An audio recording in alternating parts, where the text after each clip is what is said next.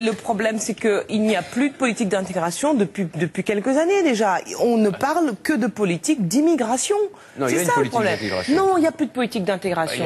C'est la vérité. Des centaines de millions, il y a des centaines de millions d'euros. Aussi bien les étrangers dont nous parlons, et là, pardon Arnaud, mais il faut quand même le dire, que leurs propres enfants ont été ces derniers mois particulièrement blessés par certaines choses, qui ne réglaient rien, Pensez à quoi, Quand on a entendu que les enfants d'immigrés étaient responsables de l'échec scolaire, mais c'est une plaisanterie. Alors que justement, ils n'ont que l'école pour s'en sortir, et souvent vous trouvez là les meilleurs, les meilleurs. Hein. Non mais c'est ce que c'est parce que oui. moi ça c'est ce qui désormais nous différencie. Et pardon d'insister là-dessus, je ne l'aurais même pas abordé si la question n'avait pas été posée là. Il n'y a pas de politique d'intégration. Tout est axé, concentré sur l'immigration. Et c'est une erreur fondamentale. On est un des rares pays en Europe à dépenser autant d'argent pour intégrer les gens. Laisse-moi juste finir. Alors ça marche pas. Alors il va falloir revoir le système. Parce que ça ne marche pas. Et quand on parle quand tout à l'heure tu parlais des fondamentalistes qui vont faire des listes, fondamentalistes étrangers qui vont faire des listes sous l'influence du printemps arabe. Alors, au municipal. Ils n'ont pas besoin d'être étrangers pour faire des listes. Des fondamentalistes français, il y en a aussi.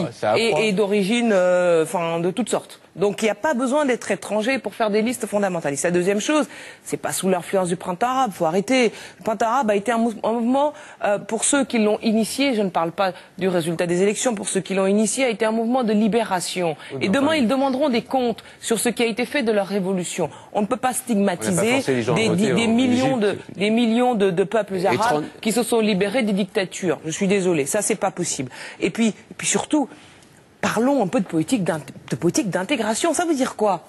C'est les questions de sécurité. C'est effectivement la déghettoisation de certains quartiers, avec qu'on arrête cette densification dans certaines zones urbaines où, stratégiquement, il a été décidé qu'il fallait concentrer les mêmes populations issues des mêmes origines dans les mêmes quartiers, en y concentrant donc la pauvreté et les violences. Ça a été une décision qui a été prise et partagée par tous depuis 30 ans.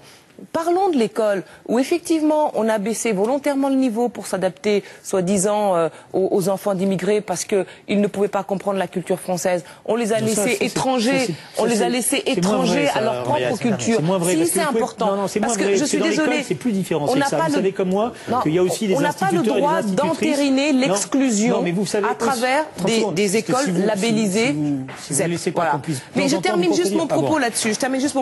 Et enfin, dernière question. C'est effectivement la question de la laïcité, mais une laïcité, qui ne divise pas, une laïcité qui rassemble, une laïcité telle qu'elle devrait toujours être, c'est-à-dire combattante. C'est pas une laïcité qui ferme les yeux sur les violences conjugales, c'est pas une laïcité qui ferme les yeux sur les inégalités entre les hommes et les femmes dans certains milieux, c'est pas une laïcité qui exclut. Donc moi j'ai rêvé la France avant même d'y poser les pieds. J'ai rêvé la France comme une idée, comme une prétention à l'universel. Seuls les États-Unis pouvaient nous concurrencer là-dessus. Et au fond, il faut garder cette générosité-là. Pour moi, j'accepte l'idée d'autorité, mais sans la fermeture qui va avec. Vous avez obtenu la nationalité française à votre majorité, je crois?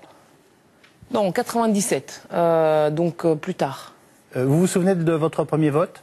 De votre premier bulletin de vote? Mon premier bulletin de vote, je crois que c'était en 95. Mais c'était marquant. Non, c'était pas en 95, c'était après. C'était en 2000. Il y avait déjà le droit de vote pour les étrangers à l'époque. Non, ça n'existait pas. Mais ça a été une émotion particulière ou... Alors, moi j'ai regretté quand j'ai eu la nationalité française, que je suis allée à la préfecture de Nanterre, j'ai récupéré le papier et puis signé Jacques Chirac, M. Drey. Mais c'était en 97, donc vous me dites, c'est des choses pas. Mais bon, c'était les deux, c'était en cohabitation. Oui, et ce que j'ai regretté, c'est qu'il ne s'est rien passé. C'est-à-dire pas de cérémonie, rien de solennel. Vous vouliez une petite fête que vous n'avez pas eue. Oui. Est-ce que votre mère, qui vous a élevé à Colombes, n'aurait pas mérité, elle aussi, par exemple, de participer aux élections locales dans votre ville? Elle m'en a jamais parlé. Et elle est devenue française. Est-ce que vous y en avez parlé? Pardon, Thierry Mariette. Non, ça n'a jamais été un sujet de conversation.